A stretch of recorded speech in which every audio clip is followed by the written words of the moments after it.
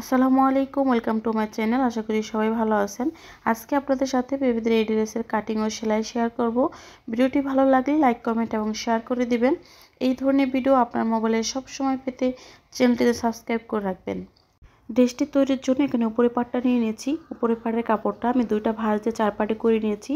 এই অবস্থায় লম্বা রয়েছে 9 ইঞ্চি, চওড়া রয়েছে 7 ইঞ্চি। এই কাপড়টা থেকে আমি উপরে পাটটা বের করে নিব। প্রথমে শোল্ডারের জন্য 4.5 ইঞ্চি নিব। 4.5 ইঞ্চিতে আমি একটা দাগ দিয়ে নিচ্ছি। আর্মহোলের জন্য 4.5 ইঞ্চি নিয়ে নিচ্ছি। এই দাগটাকে এভাবে মিলিয়ে নিতে হবে, মিলিয়ে বক্সের মতো করে নিতে হবে। আর্মহোলের নিচের দাগ থেকে 7 ইঞ্চি নিচ্ছি। বডি যত হয় 4 ভাগের 1 ভাগ, নিচ থেকে 1/2 ইঞ্চি কমিয়ে 6.5 ইঞ্চি নিচ্ছি। কোমর, এই দাগটাকে কোমর থেকে এবং বডি থেকে মিলিয়ে নিতে হবে। নিচের সাইডও 1/2 ইঞ্চি রাউন্ড করে কাটিং করতে হবে। আর্মহোলের শেপটা দিয়ে নিতে হবে। গলার চওড়া নিচ্ছি 2 ইঞ্চি, গলা লম্বা নিব, পিছনের গলা 1.5 ইঞ্চি, সামনের গলা 3 ইঞ্চি। এই দাগগুলোকে এভাবে মিলিয়ে নিতে হবে বক্সের মতো করে। গোল গলার জন্য বক্সের কোণা থেকে শেপ দিয়ে নিলেই গোল গলা হয়ে যাবে। দাগগুলো দেওয়া হয়ে গেলে দাগ অনুযায়ী আমি এখন কাটিং করে নেব। প্রথমে নিচের সাইডটা কোণা থেকে 1/2 ইঞ্চি ডাউন করে কাটিং করে নিচ্ছি। এরপরে পিছনের গলাটা আমি প্রথমে কাটিং করে নেব, সামনের গলাটা পরে কাটিং করব। আর্মহোলের শেপটার সাইডটা কাটিং করে নিচ্ছি। এখানে দুইটা পার্ট রয়েছে, সামনের পার্ট এবং পিছনের পার্ট। আমি এখান থেকে পিছনের পার্টটা সরিয়ে রেখে সামনের পার্টে গলাটা কাটিং করে নিব। গলার শেপ অনুযায়ী আমি কাটিং করে নিচ্ছি। সামনের গলাটা কাটিং করা হয়ে গেছে, দেখতে পাচ্ছেন। এ পর্যায়ে পিছনের পার্টটা নিয়ে নিব। পিছনের পার্টটা এভাবে মেলে নিতে হবে। পিছনের পার্টের গলার মাঝ বরাবর 2 ইঞ্চিতে একটা দাগ দিয়ে নিচ্ছি। এই 2 ইঞ্চিতে আমি হুকের জন্য কাটিং করে নিচ্ছি।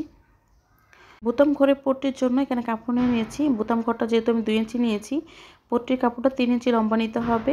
চওড়ায়ও আমি 3 ইঞ্চি নিচ্ছি। 2.5 থেকে 3 ইঞ্চি পরিমাণ আপনারা নিতে পারেন। মাপগুলো দেওয়া হয়ে গেলে মাপ অনুযায়ী আমি এখন কাটিং করে নিচ্ছি। পট্টির কাপড়ে মাঝ বরাবর 2 ইঞ্চির এখানে কাটিং করে নিতে হবে। পট্টির কাপড়টা বডির কাপড়ের উপর এভাবে রেখে সেলাই করে নিতে হবে। এ পর্যায়ে নিচের পাটটা নিয়ে নিচ্ছি। নিচের পাটে এখানে 2 পাটে কাপড় রয়েছে। 2 পাটে থাকা অবস্থায় এখানে লম্বা রয়েছে 14 ইঞ্চি আর চওড়া রয়েছে 32 ইঞ্চি। এ পর্যায়ে আমি এই টুকরো কাপড় থেকে পাইপিনের কাপড়টা বের করে নিব। পাইপিনের কাপড়টা অবশ্যই কোনাকুনিভাবে কাটিং করতে হবে, তা না হলে মুড়িয়ে সেলাই করতে সমস্যা হবে। আমি কোনাকুনি করে পাইপিনের কাপড়টি বের করে নেব। পাইপিনের কাপড় বের করা হয়ে গেলে আমি আপনাদের সাথে সেলাইটা শেয়ার করব। সেলাইয়ের শুরুতে পিছনের পাটটা নিয়ে নিয়েছি। পিছনের পাড়ে বোতাম ফাড়ার জন্য কাটিং করে নিয়েছি। এই কাটিংয়ের উপরে আমি পট্টির কাপড়টা সেলাই করে নেব। পট্টির কাপড়টা বডি পার্টের উপর রেখে একদম সাইড থেকে সেলাই করে নিতে হবে। একটা সাইড সেলাই করা হয়ে গেলে ঘুরিয়ে আরেকটা সাইড সেলাই করে নিতে হবে। এরপরে ভিতরের অংশটা এই কোণাটা ভালোভাবে কাটিং করে নিতে হবে এবং 2 সাইড থেকে হালকা কেচি মাথা দিয়ে কাটিং করে নিতে হবে। তাহলে উল্টো পাশে নিয়ে যখন সেলাইটা করবেন ভাঁজটা সুন্দরভাবে চলে আসবে। এ পর্যায়ে দেখেন আমি এখানে নখের সাহায্যে ঘষে নিচ্ছি। এরপরে পট্টির কাপড়টা উল্টিয়ে উল্টো পাশে নিয়ে যেতে হবে। উল্টো পাশে এনে এই সাইড থেকে ভাঁজ দিয়ে তারপর সেলাই করে নিতে হবে। এখানে এসেও আপনি নখ দিয়ে ঘষে নিতে পারেন, তাহলে ফিনিশিংটা সুন্দর দেখাবে। এরপরে সাইড থেকে দেখেন ভাঁজ দিয়ে নিচ্ছি। এই সাইড থেকে ভাঁজ দিয়ে নিতে হবে, এরপরে সেলাইটা করে নিতে হবে। এই পর্যায়ে সবার কাছে রিকোয়েস্ট, যারা ভিডিওটি দেখছেন, ভিডিওটি সামান্য পরিমাণ ভালো লাগলে লাইক, কমেন্ট এবং শেয়ার করে দিবেন। আপনাদের লাইক, কমেন্ট এবং শেয়ার আমাকে নতুন নতুন ভিডিও করার জন্য উৎসাহ দেবে। দেখতেই পাচ্ছেন বোতাম পট্টিটা সেলাই করা হয়ে গেছে। এই পর্যায়ে আমি পিছনের পাটটা রেখে সামনের পাটটা নিয়ে নিব। সামনের পাটে এখানে প্লেট বসাবো। প্লেটের জন্য দেখেন আমি 2 ইঞ্চি চওড়া করে কাপড়টা কাটিং করে নিয়েছি। এই কাপড়টাকে 2 সাইড থেকে ভাঁজ দিতে হবে।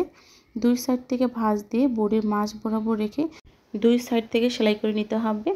আপনি যখন এই পাইপিংটা বসাবেন বা প্লেটটা বসাবেন তখন সুতোটা চেঞ্জ করে নিতে পারেন। আমি চেঞ্জ করে নিচ্ছি না, এই সুতা দিয়ে সেলাই করে নিচ্ছি। একটা সাইড সেলাই করা হয়ে গেলে আরেকটা সাইডেও ভাঁজ দিয়ে তারপর সেলাই করে নিতে হবে। প্লেটটা বসানো হয়ে গেলে দেখতেই পাচ্ছেন কতটা সুন্দর লাগছে। এরপরে সামনের পাটের উপরে পিছনের পাটটা রেখে পুটির অংশটা সেলাই করে নিতে হবে।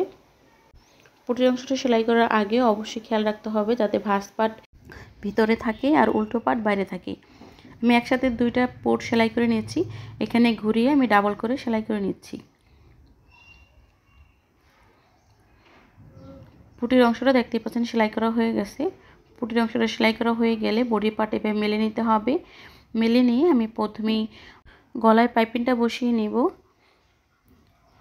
পাইপিংয়ের কাপড়টা দেখেন জয়েন্ট লাগবে, এই কোনাকুনিভাবে ধরে আপনি সেলাইটা করলে সোজা হয়ে যাবে।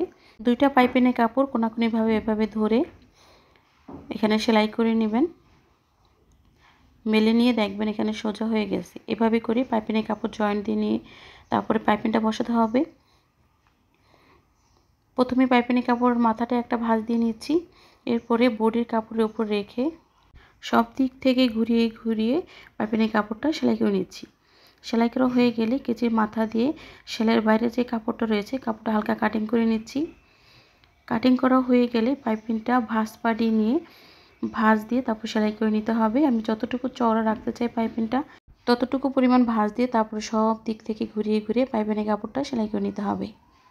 এ পর্যায়ে সবার কাছে রিকোয়েস্ট, যারা আমার চ্যানেলটি এখনও সাবস্ক্রাইব করেননি এখনই সাবস্ক্রাইব করে রাখুন আর বেল বাটনে ক্লিক করে রাখুন, তাহলে পরবর্তী ভিডিও নোটিফিকেশন সবার আগে পেয়ে যাবেন। এরপরে দেখেন হাতায় সেম নিয়মে আমি হাতে পাইপিং বসিয়ে নিচ্ছি। প্রথমে বডির কাপড়ের সাথে পাইপিংয়ের কাপড়টা সেলাই করে নিচ্ছি। সেলাইয়ের বাইরের কাপড়টা হালকা কাট বসিয়ে নিয়েছি। এরপরে ভাঁজ পাড়ে গিয়ে পাইপিংয়ের কাপড়টা ভাঁজ দিয়ে সেলাই করে নিয়েছি। একই নিয়মে আরেকটি হাতার পাইপিংও বসিয়ে নেব। দুটি হাতার পাইপিং বসানো হয়ে গেছে। দেখেন দুটি হাতার পাইপিং বসানো হয়ে গেলে আমি কুচির কাপড়টা নিয়ে নিয়েছি। কুচির কাপড়টা এখানে দেখেন একটা সাইড থেকে আমি 1/2 ইঞ্চি চওড়া করে কুচিগুলো দিয়ে নিয়েছি। একটা পার্টে কুচি দেওয়া হয়ে গেছে। কুচি দেওয়া হয়ে গেলে আমি বডি পার্টের সাথে মেপে দেখছি যে এটা সমান হয়েছে কিনা। সমান না হলেও কোনো সমস্যা নেই। বড় হলে আপনি সেলাইয়ের সময় 2-1টা কুচি বাড়িয়ে দিতে পারেন, আর ছোট হলে সাইড থেকে 2-1টা কুচি ছাড়িয়ে নিতে পারেন। দেখতেই পাচ্ছেন বডি পার্টের উপরে কুচির পার্টটা রেখে আমি সাইড থেকে সেলাই করে নিচ্ছি।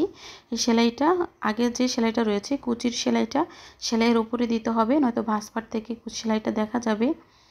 একটি পার্টের সাথে কুচি পার্টটা সেলাই হয়ে গেলে বডির আরেকটি পার্টের সাথে আরেকটি কুচির পার্ট সেলাই করে নিচ্ছি।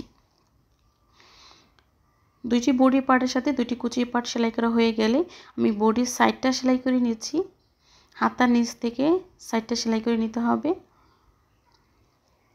একটি বডির সাইড সেলাই হয়ে গেলে সেম নিয়মে বডির আরেকটা সাইডও সেলাই করে নিতে হবে। দুই পাশের বডির সাইডটা সেলাই করা হয়ে গেলে আমি নিচে ঘেরে অংশটা সেলাই করে নিব।